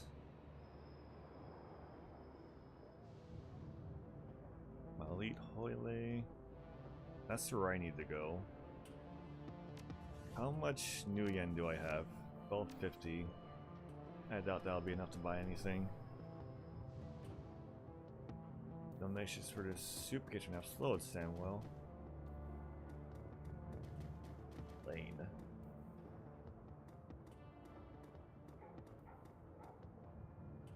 Before you stands a troll, though it is stretched to say he is standing at all. His great mass is barely held upright by two vintage prosthetic legs, along with a crutch under one arm.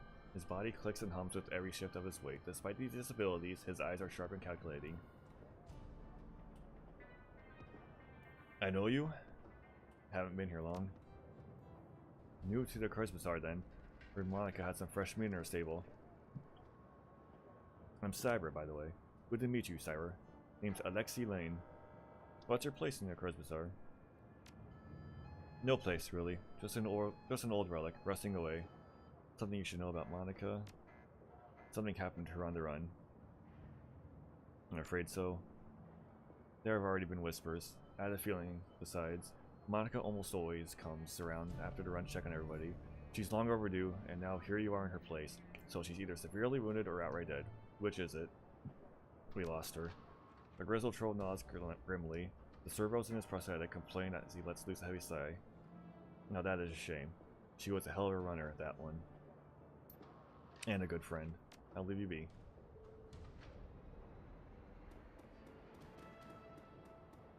Well, this isn't good. Magic? Maybe not. Simmy. At you, phone booth.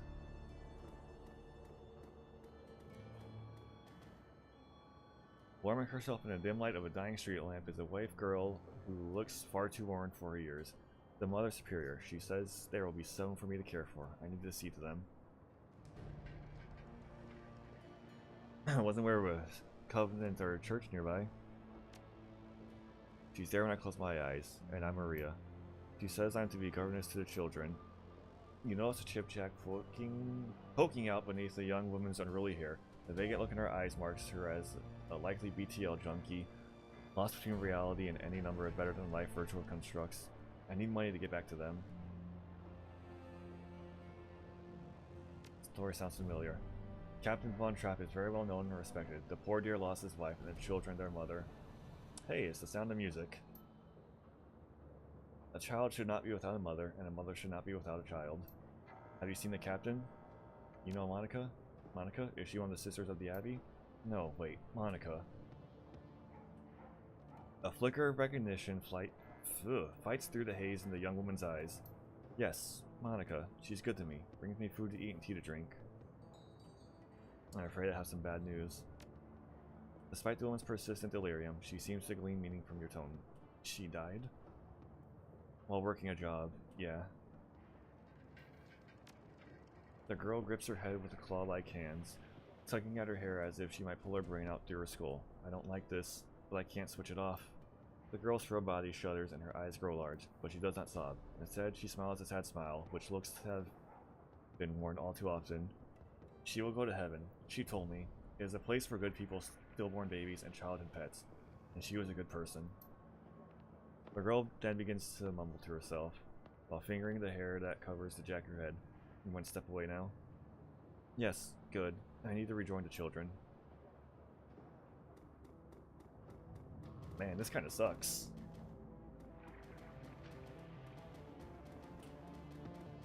Triad Cyber Clinic.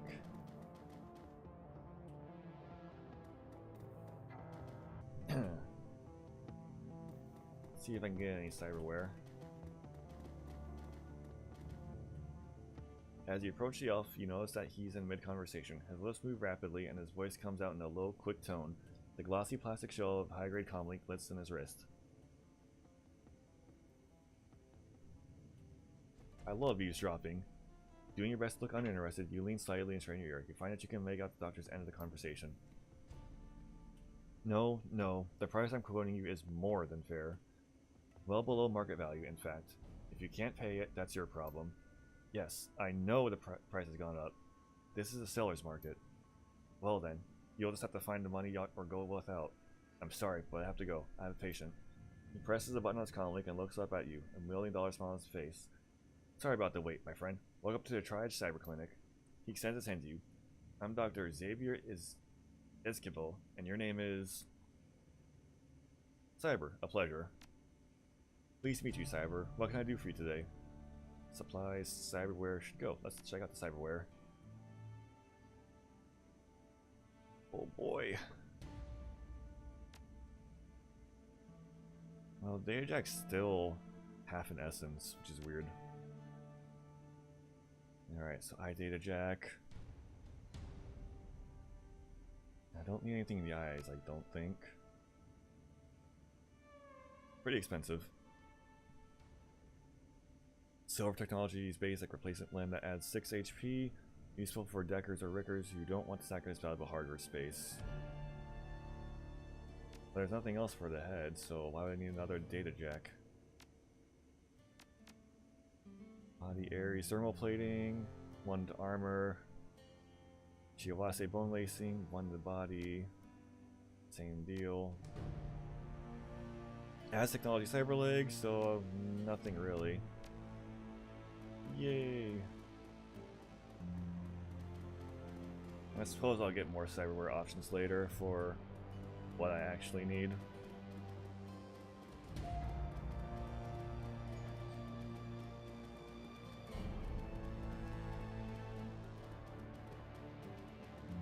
I do want to see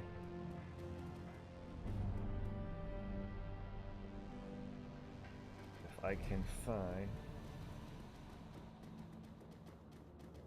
Talesmonger's shop. That's for shamans. I don't need those. Okay, so their upgrades pretty much, yeah.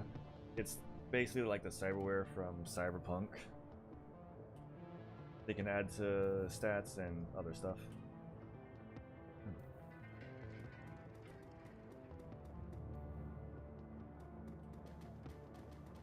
David.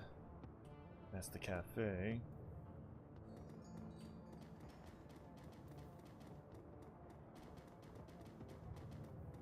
Please, I want his drones.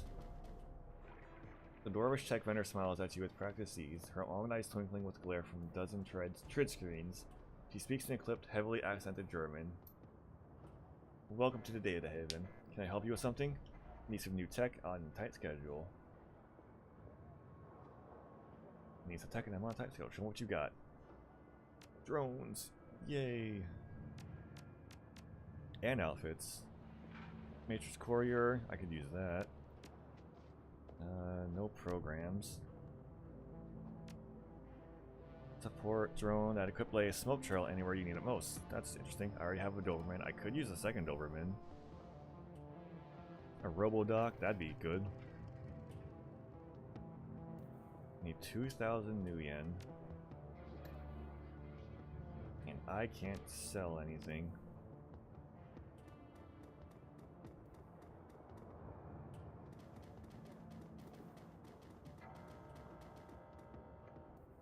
Alright, we'll do this. Maybe I can get some money.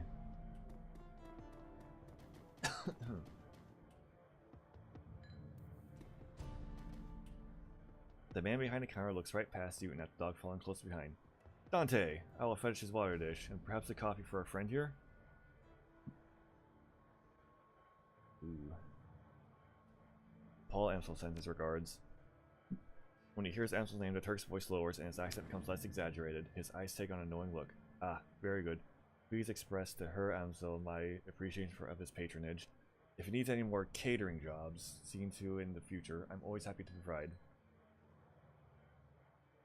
He tells me you're developing the menu for a friend of his now. Herr Winters, I believe. I want to hear all about it. Paul is always pleased to send business your way. Herr Burakazi. He was hoping he could discuss some of the details of his Green Winters order with me. Herr Winters. Yes. Yes, of course, oh wise one. Tommy, come. A young woman bustles in from the back room. Her gum chewing is loud enough to hear over the noise of the coffee grinders. Burakazi spits something out in rapid-fire Turkish. As you wish, uncle. I'll see to it right away. Kami offers you a shy grin, snaps her gum, and hurries back to the room that she came from. My girl Kami is arranging to make contact with the chef as we speak. This will likely take some time. My chef is a busy man. While we wait, I wonder if you would be so kind as to run a small errand for me. A trifle, really. I hate to trouble you. I'm embarrassed to even ask, but I would be most appreciative of your help. Of course. Only if I get paid. His voice lowers to nearly a whisper. The errand is simple, hardly worthy of you. I have installed a number of data taps in Berlin's fiber optic network. As part of my civic duty, you understand. These taps provide free matrix access to all who live in the Kurzbazar. In order to maintain their... how do I say it? Their anonymity, Each tap's protocol buffer must be reset every few days. I simply wish for you to visit each data tap and reset it. Simple enough? Yes, it is a simple job. Time-consuming and a bit tedious perhaps, but simple. Just reset the taps and come back when you are finished. There should be 3 of them scattered around this neighborhood. The first one is just outside. Look for a metal box with yellow arrows painted atop it. By the time of your return, I should have the information Her Amsel requested. That's easy enough.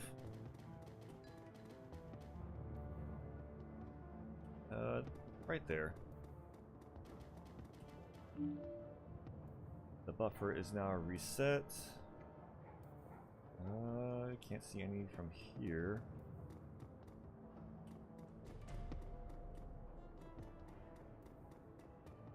There's nothing.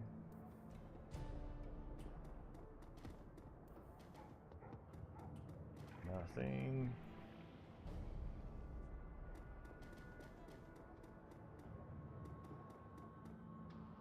Nothing.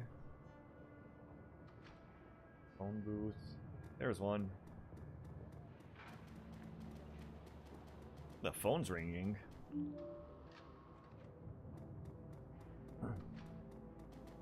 Nothing can go wrong with this. It's an old obsolete phone booth. It's ringing. Pick it up. A monotone, pitch-adjusted voice begins speaking almost immediately. German. The Schockvellenreiter's contact for this case is no more. Cyber is listed as a follow-up contact. This is our only secure line to this keys. Please listen to the following instructions carefully, if you are a supporter of our cause. Continue listening. We have phone booths in strategic locations throughout the city. Within each one you may find a request posted for specific information. If you can obtain a copy of this information, return here and submit it via the port below the receiver. We will verify the authenticity of the information remotely and post an undoctored copy of it onto the Matrix ourselves. It is our stated goal for this information to remain free to all. However, you will be compensated for sought-after information returned to this location. Money! The line goes silent. I'll keep an eye out and stay silent. Cool. This statue. A bizarre monument towers before you. At the top of the pedestal, the form of an angel stands, its outstretched wings looming over the small park. But the material is strange and uneven, giving the statue a cold, Frankenstein-esque appearance. It appears that the artist has welded this monument together from various metal scraps and pieces of junk. As you approach, a small grimy monitor at the base of the statue flickers dimly to life. The grainy face of a smug young orc appears on screen. Hello there, I am Herbert Kunzel, the creator of this monument. What would you like to know? Oh my goodness. This is automated. I'll come back to this later.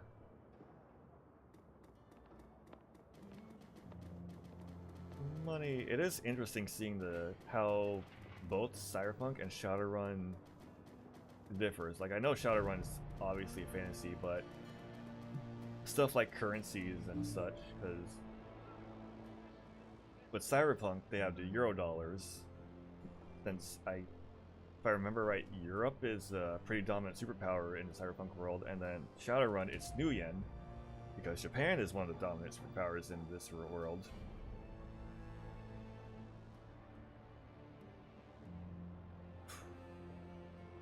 As you are resetting the data tap, you notice that someone has duct taped a small homemade receiver to the system, and earplug dangles from the receiver.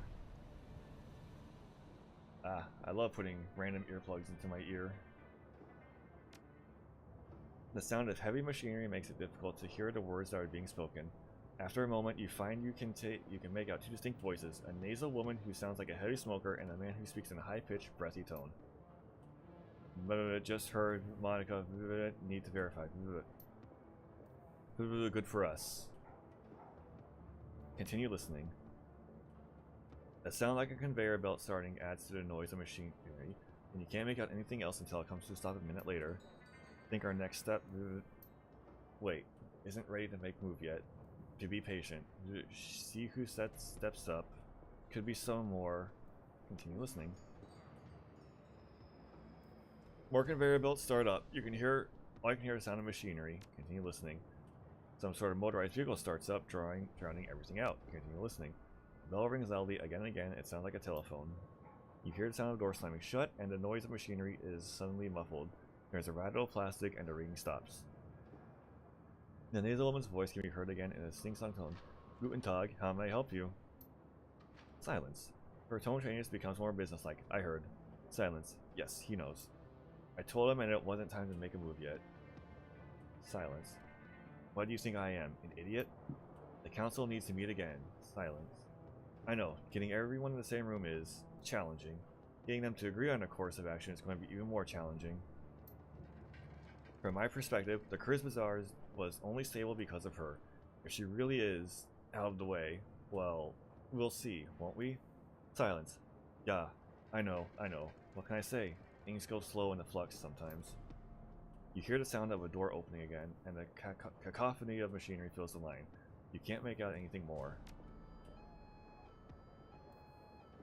Conspiracy time. Zach Flash. Right, he sells the stuff. The elf has clearly seen better days. His skin is weathered and emaciated, as though it has been stretched too tightly over his frame. Track marks line the crooks of his arm, and dirty bandages wrap his knuckles. Despite all of this, he seems cheerful enough. The elf fixes his twinkling, bugged-out eyes on yours and offers you a broad smile, displaying a set of impossibly white teeth. When he speaks to you, his voice is surprisingly deep. Guten Tag, mein Freund. You hear some magic? Because Zach Flash, he gestured at himself with a dramatic flourish, is your magic man. Ooh, I'm interested. Zach cocks his head and offers you a lopsided grin. Well then, I might be able to help you. He begins to twist a strand of his long, stringy hair around one of his spidery fingers. His smile remains fixed, a pearly crescent set into a face caked with grime. Don't leave me in suspense. What have you got? Combat stims. What have you got? Oh, a little bit of everything. I've got your Zen and your Hyper, your Nitro and your Nova Coke. If you want it, I've got it. Zach leans forward toward you and lowers his voice to a conspiratorial whisper. You've even got a special concoction of my own design, but I wouldn't recommend it unless you're serious about getting high. So, you want to conduct a little business? Whoopee! Let's see. So you got Flash, Kamikaze, and Nitro. Zach special adds +2 movement and 2 AP for 1 round. That's good. Expensive, but good. Combat stim that adds +2 body, +1 strength, and 1 willpower for 5 rounds. Adds strength and willpower +2, but -2 charisma and intelligence for 5 rounds. So that's not good for me at all. It's good for glory though. Go expensive. Sure, I'll buy one of his flashes.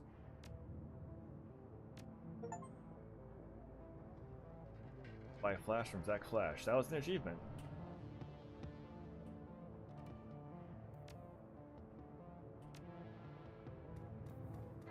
Oh boy, Isla tweet.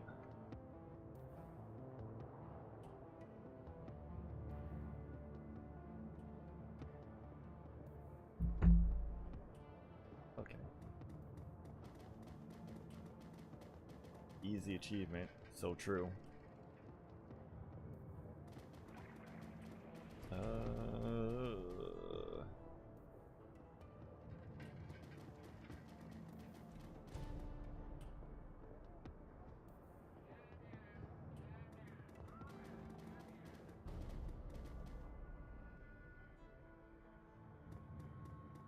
Okay.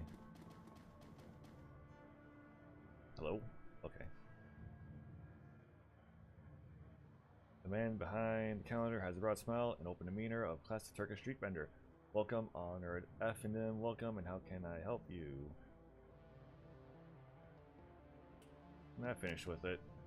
Very good. I assume you had no difficulties? Not at all. It was good taking the night air. Easy, just like you said. So those taps are public service, isn't that?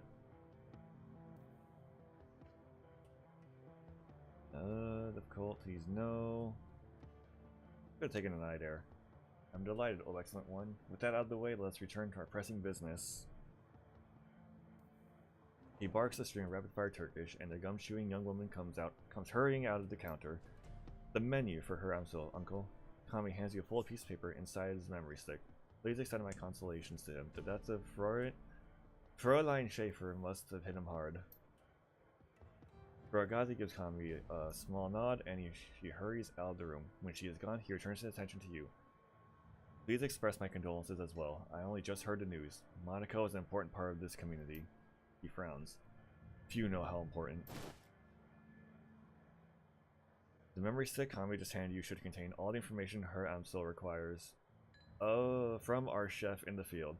Should you require my services in the future, you know where to find me. Until then, good day.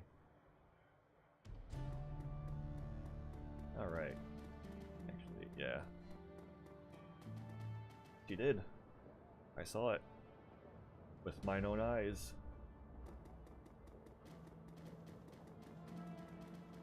I have never heard of this game she's playing before, but it definitely seems like something she would play.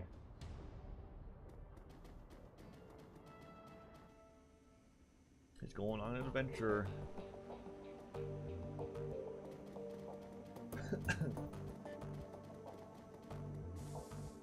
Hey, the gang's all here.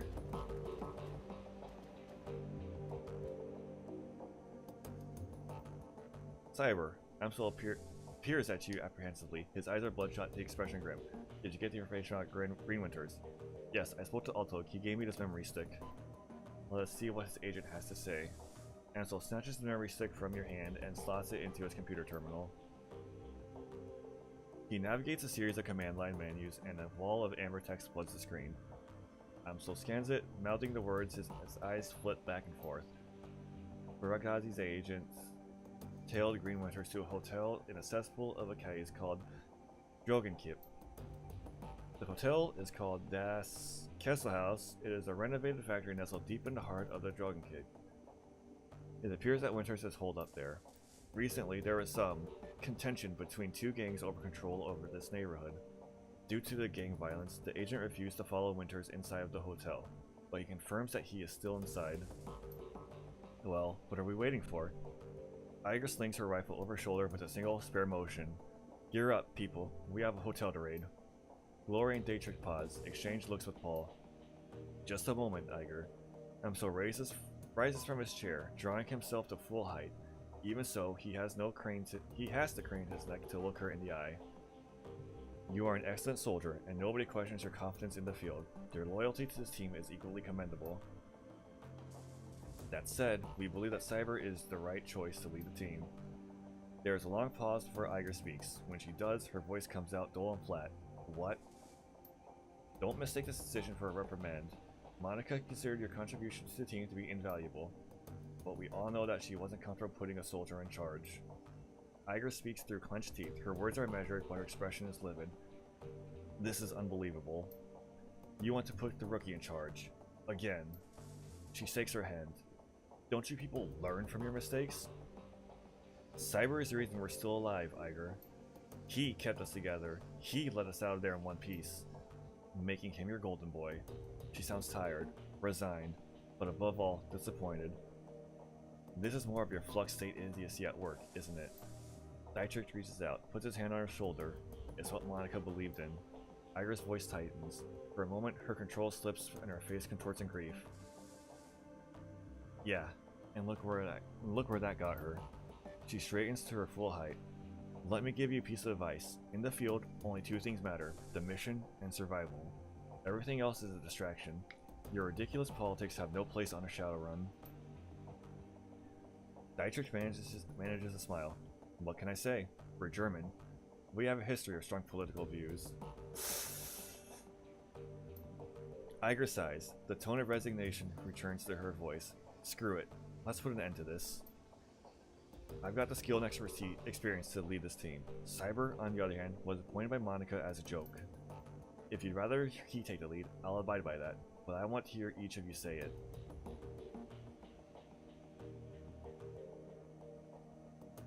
They already have, you just weren't listening. Come on, Iger, give it a rest. I have no quarrel with you, Iger. I'll do as the group wishes. This is a waste of time. We should be out looking for green winters.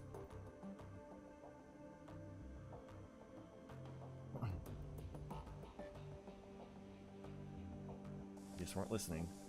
You stay out of this. She stabs an armored finger into your chest. Hard. The moment she raises her hand to you, Dante's ears lay back and he lets out a low growl. Reflexively, she takes a half step back. I think we've heard what Dante has to say.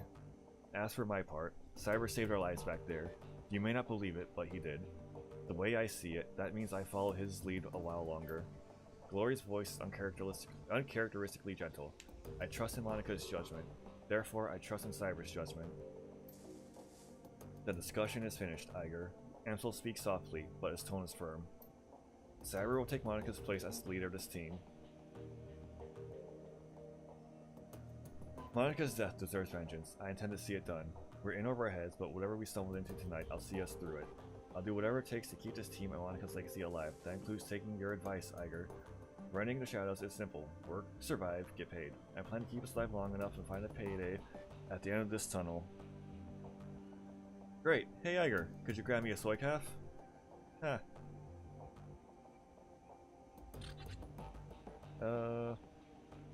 I'll do whatever it takes to keep the team and Monica's legacy alive.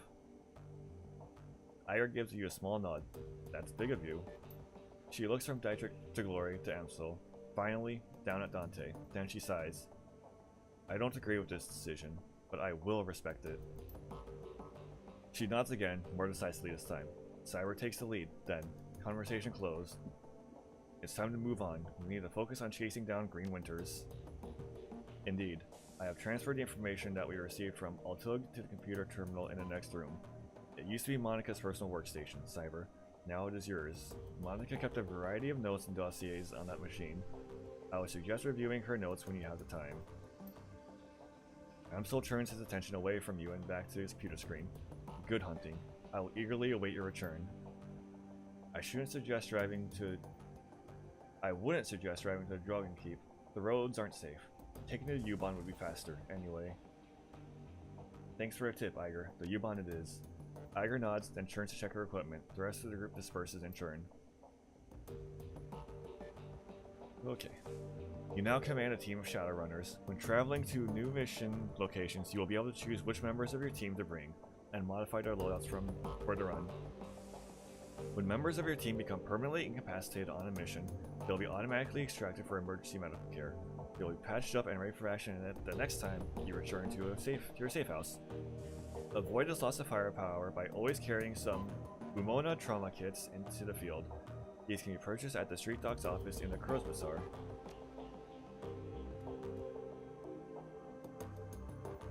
Ugh, that was a mouthful. That's all I gotta do. Game save, station, I'll do that some other time. Some water.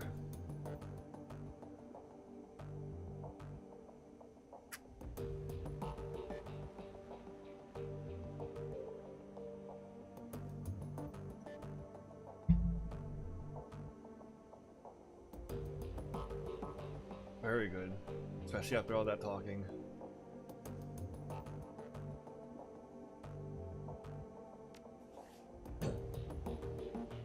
But I think I'm gonna call it after that.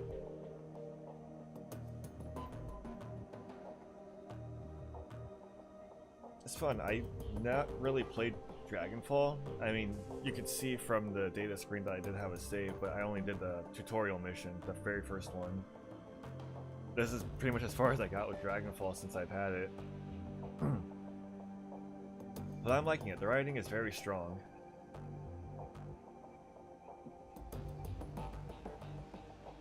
So far, and I know, yeah, I played the first Shadowrun Returns game, and I played like a couple hours of Hong Kong. But do it. They're fun games.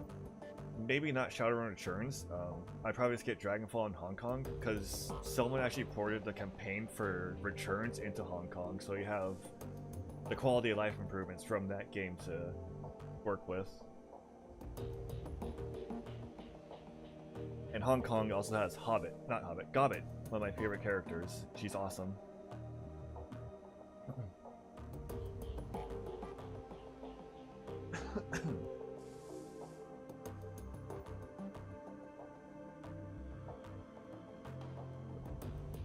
Anyway, yeah. Thanks for coming. Thanks for chatting, Mabu. Thanks for coming, whoever else, if they're just lurking. I will more than likely stream again on Friday. Maybe Thursday morning, or morning for me. Because I know the Aeonia collab is on Wednesday, and I can't imagine that'll go until like 1 AM. But it is Aeonia, so who knows. I might continue with Cyberpunk, I might play a different game, I don't know. We'll see, and I'll more likely be on the new channel, not this one. But I'll of course link it. Early for an anniversary, I know. I'm a little disappointed that I won't be able to watch it, but well, I'll catch the highlights. And hopefully the anniversary merch won't take a year to get to us.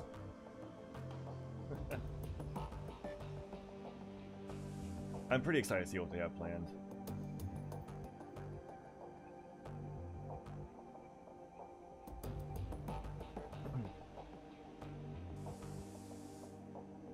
So anyway, yeah, I'll see you guys later. I don't have a sign off yet, so bye.